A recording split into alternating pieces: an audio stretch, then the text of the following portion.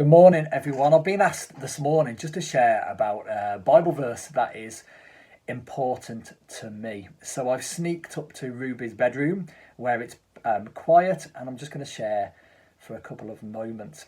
Before I get to the Bible verse, I want to take you back to March. In March, lockdown was starting to come in, and all of us were prisoners in our own homes.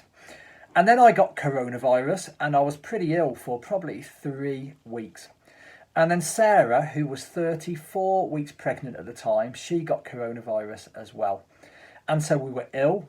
We had no one to look after Bella, and we were scared about the birth, what coronavirus would mean. Would I be able to be there with Sarah? And then on top of all of that, Dad got ill as well.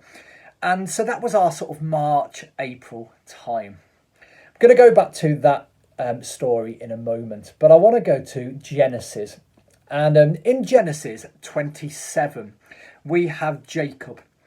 Jacob's already stolen the birthright of his brother Esau. And then he steals the blessing as well.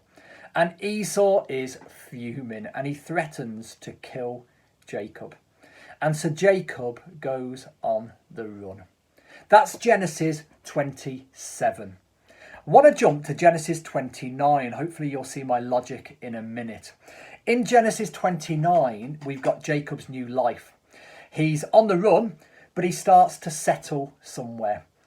And so Jacob, with all the fears, maybe regret, maybe hopes and dreams ahead of him, we have him in Genesis 29, this new life starting.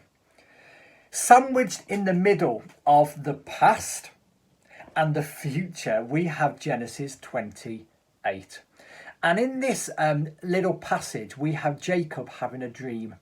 And in this dream, there is a staircase going from earth to heaven, from heaven to earth. And as part of this dream, Jacob has an encounter with God. God promises some new stuff for Jacob. He gives him some purpose for the future. And later on, Jacob said it was at this point at Bethel where he had God reveal himself to him. At the end of the dream, and this is the verse I want to mention, in verse 16 of chapter 28 of Genesis, Jacob says, "Surely the Lord is in this place, and I was not aware of it."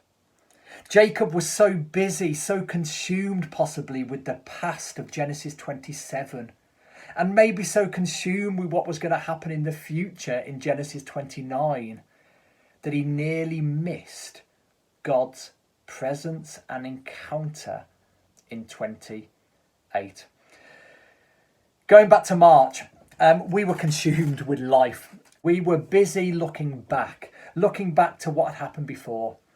We were busy looking forward for when lockdown would end and our circumstances would change. But God really spoke to me at that time really clearly, and he said, linked with these words, "Don't miss, Rob, what I want to do today, in the present, in the here and now."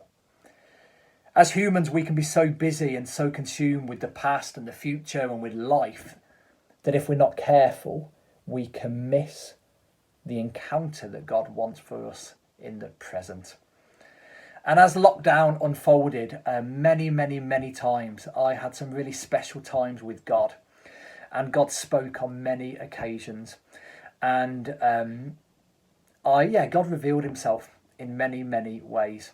And this verse was so important to me at this time. "Surely the Lord is in this place, and I was not aware of it." And I just want to encourage myself today, and maybe you as you listen, that whatever today is for you, today can be a day of encounter. God can reveal himself whatever circumstances we are going through. So my challenge to myself, and maybe for us all, is let's not miss it. Let's open our eyes, have eyes of faith, so we can see what God wants to do in us and through us today. Have a good day, everyone, and that's been exactly 5 minutes, so I will sign off now. Thank you.